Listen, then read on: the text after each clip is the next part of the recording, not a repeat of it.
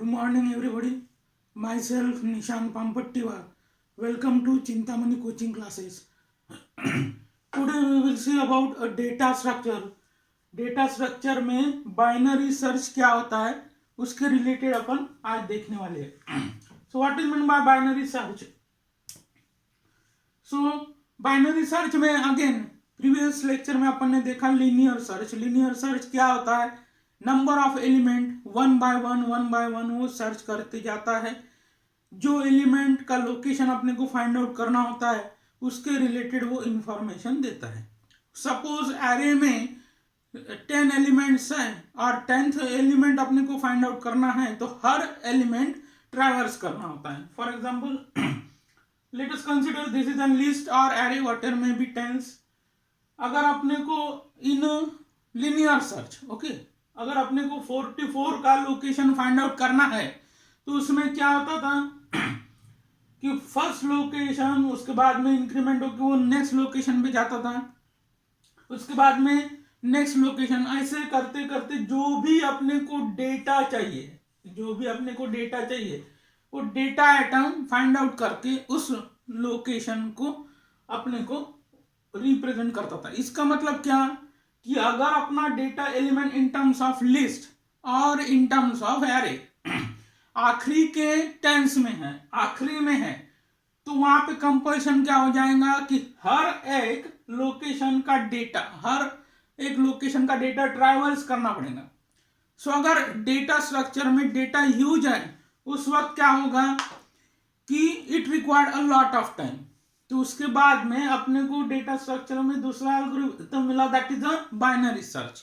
तो कुछ IMP points देखेंगे कि बाइनरी सर्च किस हिसाब से वर्क करता है, how it is differentiate with respect to linear search. Okay, तो फर्स्ट पॉइंट है it become a fast search algorithm.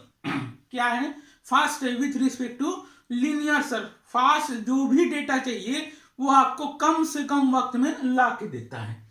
With time complexity means कि एल्गोरिदम को लगने वाला वक्त, जो भी यूजर ने डेटा मंगाया है उसके रिलेटेड हार्ड डिस्क ड्राइव में से जब भी वो एक्सेस करेगा, फेच करेगा, तो उसको लगने वाला वक्त, that parameter is defined by means of time complexity with respect to algorithm.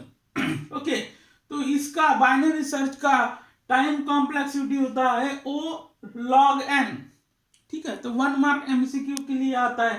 Binary search का टाइम कॉम्प्लेक्सिटी क्या है, तो that is a O log n या थीटा log n. हर बुक में थोड़ा थोड़ा डिफरेंशिएट होता है या कोई बुक में n log n इस हिसाब से भी होता है, थीटा भी होता है, O भी होता है. Okay, this is the first point. Next point, अब बाइनरी सर्च कौन से मेथड पे वर्क करता है, that is a divide and conquer. So what is mean by divide and conquer, जो भी जितने भी डेटा एलिमेंट है उसको वो first location it is defined by means of low, last location it is defined by means of high.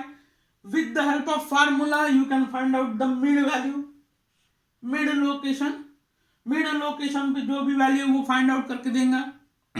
इस हिसाब से वो टोटल नंबर ऑफ एरे पे फार्मूला इंप्लीमेंट करके आपको रिक्वायर्ड डेटा का लोकेशन लाके देता है. तो ये करते समय divide and conquer means what, यहां पे अपन ने टोटल क्वांटिटी में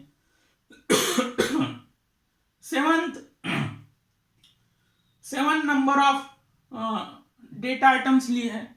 स्टार्टिंग लोकेशन को किससे इंडिकेट किया, 0. एंडिंग लोकेशन को किससे इंडिकेट किया, 6. ओके, तो टोटल में से हाफ पार्ट जहां पर भी आपका डेटा है, जो भी रिक्वायर्ड डेटा है, सपोज यहां पे अपने को फाइंड आउट करना है 14 नंबर. क्या फाइंड आउट करना है, 14 नंबर. 14 नंबर का लोकेशन क्या है ये फाइंड आउट करना है. Is it clear. अब ये फाइंड आउट करते समय जो भी नंबर ऑफ एरे लिस्ट है उसको वो 2 पार्ट में डिवाइड कर देता है by using formula. Which one, mid is equal to low plus high divided by 2.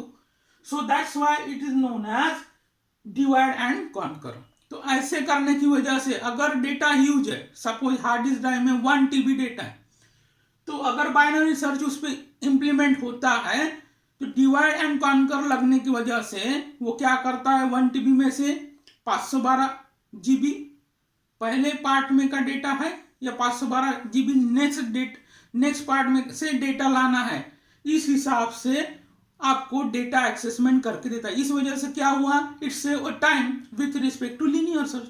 Linear search अगर होता तो पूरी की पूरी हार्ड डिस्क ड्राइव आपको ट्रैवर्स करना होता है, यहाँ पे हाफ हार्ड डिस्क ड्राइव अगर ट्रैवर्स करके आप रिक्वायर्ड डेटा एक्सेसमेंट कर सकते हो। So that is the ability regarding to home binary search. So that is the advantageous point over here. Next, data item must be sorted. अब ये इसका लिमिटेशन बन गया। अब ये लिमिटेशन बन गया with respect to home binary search. Again 1 mark MCQ। Now यहाँ पे अपन ने कंसिडर किया है और एरे जिसमें 10, 14, 19, 21, 25, 31, 44 सॉर्टेड लिस्ट में डेटा स्टोर्ड है। So 0, 1, 2, 3, 4, 5, 6 is nothing but a location. Location is nothing but address. First location defined by means of tens low. Last location mentioned out by means of high. उसको आप pointer भी कह सकते हैं, कोई कोई बुक में पॉइंटर है। अब with respect to algorithm, this is algorithm. अब एल्गोरिथम क्या बोलता है उसकी तरफ थोड़ा सा ध्यान दीजिए, उसके बाद में फिर से एग्जाम्पल की तरफ स्विच हो जाएंगे। While low less than or equal to high, low means zeroth location is less than or equal to high, ऐसी अगर कंडीशन है, लो की जो भी वैल्यू है वो कम है विथ रिस्पेक्ट टू हाई, तो आपको फार्मूला इंप्लीमेंट करना है 2।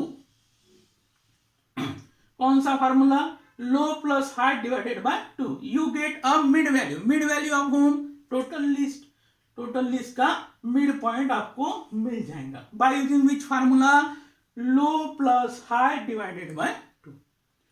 If v is equal to a mid, आपको मिड मिल गया।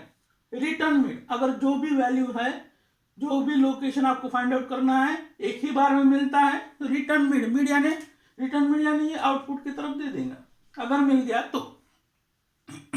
अगर नहीं मिलता है, if v is greater than a mid, तो क्या करना है, low is equal to mid plus 1। Low means this, जो भी नया आपका मिड निकला है this one plus 1, else high is equal to mid minus 1।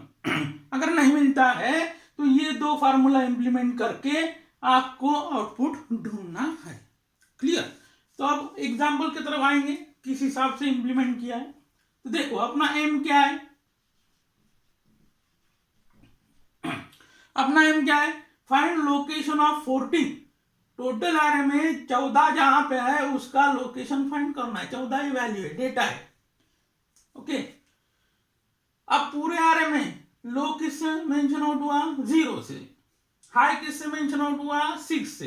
अब मिड फार्मूला अप्लाई करो, यहाँ पे क्या आ जाएगा आपको, मिड फार्मूला अप्लाई करने के बाद में क्या आ जाएगा, mid is equal to low plus high divided by 2। Low कितना है 0, हाई कितना है 6, 0 plus 6 divided by 2 you get 3।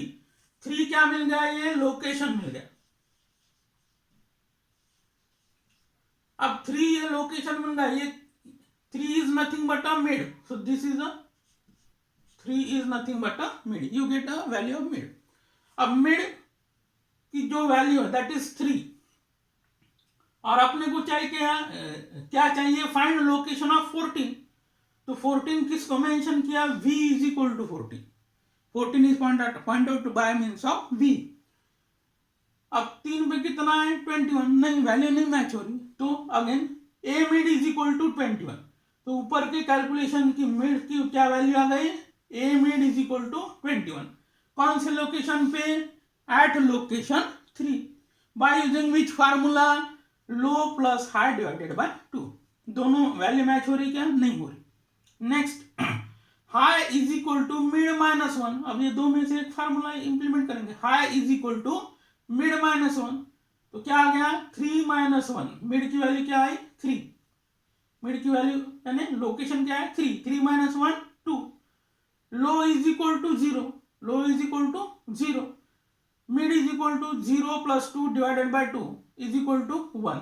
तो अपने को फिर से यहाँ पे अपन ने इंप्लीमेंट किया, कौन सा फार्मूला इंप्लीमेंट किया, low plus high divided by 2। अब high is equal to mid minus 1 क्यों इस्तेमाल किया? If v is greater than a mid, v is greater है क्या? v कितना है? 14। मिड वैल्यू कितनी है? v वैल्यू कितनी है? 14। मिड वैल्यू कितनी है? 21। तो v ग्रेटर है क्या? नहीं है। नहीं है तो कौन सा पार्ट रन होगा? एल्स। एल्स क्या बता रहा है? High is equal to mid minus 1, इसलिए दो में से कौन सा फार्मूला इंप्लीमेंट किया? High. High is equal to mid minus 1। Mid की वैल्यू क्या है? लोकेशन वैल्यू 3, माइनस 1 कितना आ गया है? 2। ठीक है। अब फिर से ऊपर की डायग्राम की तरफ ध्यान दो, उसमें लो कहाँ पे है? 0 पे है, वो चेंज नहीं हुआ। तो low is equal to as it is 0 लेना है, और जो हाई इज इक्वल टू आपको वैल्यू मिली दैट इज 2, तो वो बन गया ना आपका नया हाई वैल्यू, नया न्यू हाई वैल्यू। ये प्रीवियस हाई वैल्यू हो गया, ये न्यू हाई वैल्यू हो गया। यानी 0 to 1 में अपना जो भी डेटा है उसका लोकेशन फाइंड आउट करेंगे 0 to 2 के बीच में। कौन से बीच में? 0 to 2। पहले इसमें कहां से कहां तक अपन ने सर्च किया? 0 to 6। अब ये फार्मूला मिलने के बाद में अपना कौन सा पैरामीटर बदल गया? एक पैरामीटर सेम है, कौन सा? लो बिकम सेम। कौन सा चेंज हो गया? High become change out. तो हाई की नई वैल्यू क्या आ गई? 2। तो अब पूरे एरे में से कितने एलिमेंट अपने को सर्च करना है? अपने रिक्वायर्ड डेटा एटम के इक्विवेलेंट लोकेशन फाइंड आउट करने के लिए, that is 0 to 2। Which one? 0 to 2। तो बाकी के लोकेशन ओमिट हो गए। तो इस हिसाब से binary search is faster with respect to linear search. तो नया लोकेशन क्या मिल गया? नया लोकेशन 2। अब फिर से मिड फार्मूला इस्तेमाल करेंगे। Mid is equal to low plus high. Low means 0, high means 2। 0 plus 2 divided by 2, you get location, new location 1। अब 1 पे कौन सा डेटा है? देखो 1 पे कौन सा डेटा है? 14। अब टाइम क्या था? Find location of 14 value. तो 14 का लोकेशन क्या आ गया अपने को? 1। So in such a parameter v is equal to a mid। a mid यानी मिड की वैल्यू क्या आ गई? 1, स्क्वायर ब्रैकेट में 1 लिखा। उस पे कौन सा है? डेटा। तो ये 14 क्या हो गया? डेटा। और 1 क्या बन गया? उसका लोकेशन। ये लोकेशन फाइंड आउट करने की जिम्मेदारी बाइनरी सर्च की थी। So in such a fashion it can find out the data in a efficient way with respect to linear search. Okay. So पहले एग्जाम्पल पढ़ लेना है, फिर से थोड़ा सा एल्गोरिथम पढ़ना है, फिर से एग्जाम्पल की तरफ आना है। अगर नहीं मिलता है तो क्या होता है? वो राइट हैंड साइड में सर्च करेंगे। अगर लेस है तो लेफ्ट हैंड साइड में, अगर ग्रेटर है तो राइट हैंड साइड में। इस हिसाब से ह्यूज डेटा में से आपको रिक्वायर्ड डेटा का लोकेशन फाइंड आउट करके लाने की जिम्मेदारी किसकी है? बाइनरी सर्च की। ओके। तो 2 बार 3 बार उसको पॉज करके रिपीट देख के एल्गोरिथम समझ लेना है, एनालिसिस करना है। हमने आपको एमसीक्यू भी बताया कि कौन सा एमसीक्यू हाईलाइट हो सकता है। Okay, thank you. मेरे वीडियो को लाइक कीजिए, सब्सक्राइब कीजिए, ओके, शेयर कीजिए। Thank you.